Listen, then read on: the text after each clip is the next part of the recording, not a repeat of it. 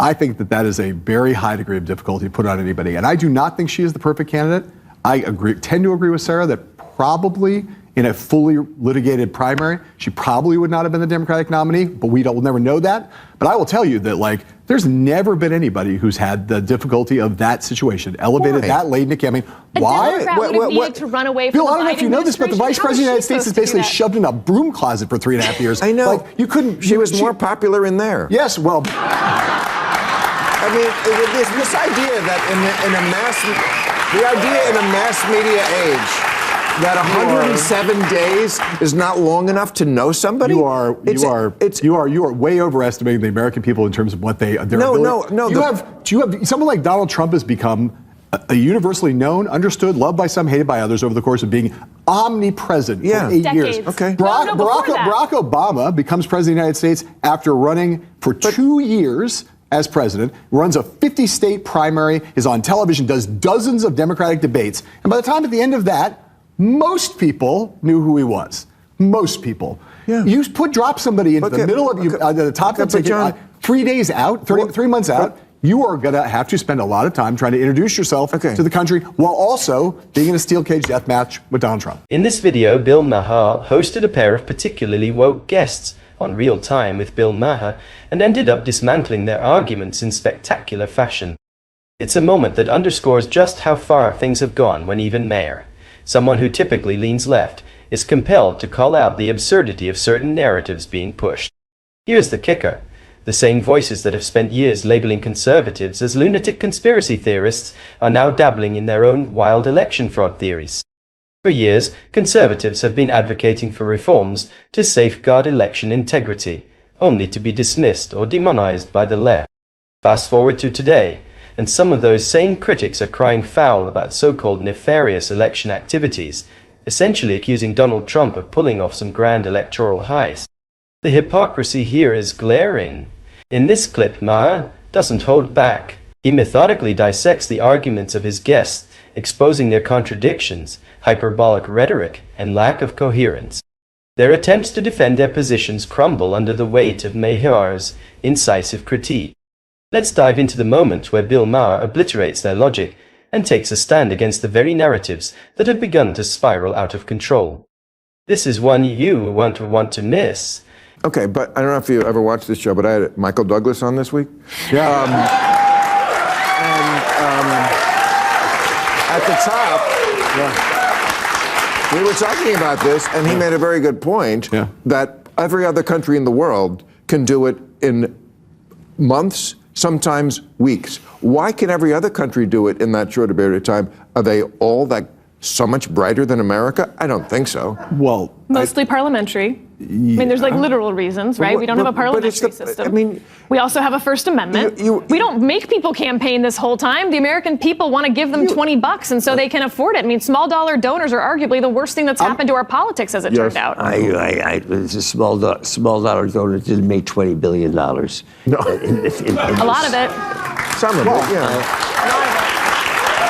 And they represent about 2% of our country. There's a few special PACs in there that saw $100 million plus. Those are bad too. I think you can believe that you could have shorter elections in America, but it's not like we don't know. In Britain, for instance, when you have a short election, it's not like you don't know who the leader of the party is for months and years before that. But you're either the person who's Googling the day before, did Biden drop out, or you know in a week. You know, did anyone in this audience not know enough about Kamala Harris pretty much after a week to make a decision? No. Yeah, people. And it's ridiculous. We just get sicker of them. What? So how are you going to tell people they can't talk about politics? What? How with free speech that I know you love? Yeah. How are you going to limit people's ability to run for office? I'm not limiting. We're not making a law. Bill Maher was absolutely on fire in this episode of Real Time. While I don't always see eye to eye with him, I have to admit he nailed it here. His take on fixing American politics hit all the right notes. Eliminate lobbyists, ban third-party donations, and ensure politicians only earn their government salaries. No outside money, no backdoor deals, just a clean, transparent system. It sounds almost too good to be true. And let's face it, Even in this dream scenario, corruption would likely find a way to creep in through under-the-table deals. That's the unfortunate reality of politics. What really stole the show, though, was how Maher expertly dismantled the arguments of his two woke guests. Honestly, I don't even know who they were. Their takes were so out there, it was hard to take them seriously. Maher, however, wasn't having any of it. With his trademark wit and sharp logic, he tore their points apart with precision, leaving them scrambling for a comeback. It was a masterclass in cutting through the noise. I also think everything the candidates, especially the Democrats, do to get voters annoys them. The constant texting.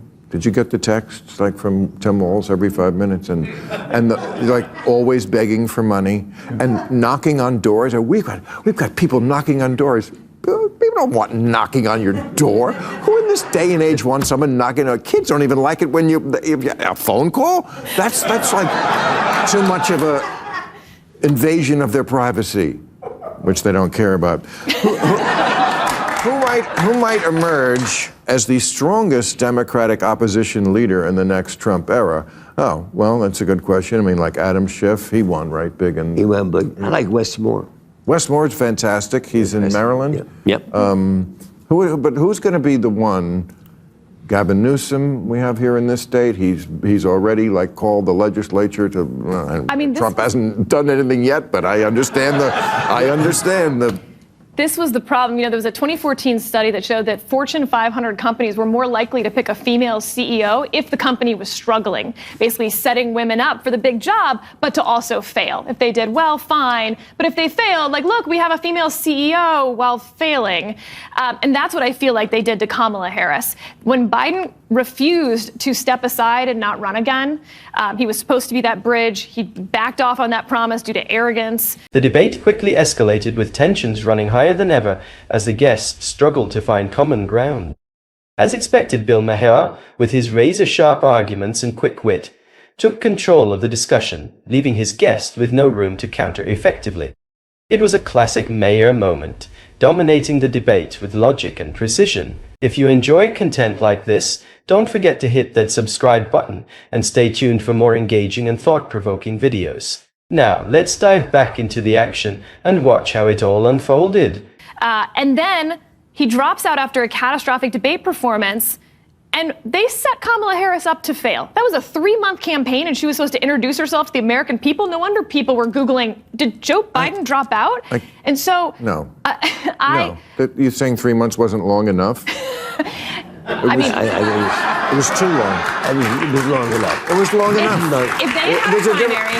It's not that they didn't have time to introduce. They met someone and they didn't like them. If they had had a primary, they wouldn't have picked her. And if they had, That's she would have been different. able to Yes. rough out those edges that then she basically has to start from scratch with a campaign team she didn't hire that didn't like her, right? It was his team. The argument that the Democratic Party was forced to select Kamala Harris often stems from discussions about identity politics and party strategy. Harris represents several key demographics that the party has sought to appeal to: women, African Americans, and Asian Americans. Her selection as Joe Biden's running mate in 2020 and her current prominence in the party could be seen as part of a broader effort to build a diverse coalition of voters. However, this doesn't mean the party had no choice. If the Democratic Party's goal was purely to secure electoral success, why not choose someone with broader appeal and stronger polling numbers? Let me know what you think in the comments about this clash on Real Time. Was Maher right to call them out? And do you think there's any hope for fixing American politics with the current system in place? Let's discuss. Thanks for watching.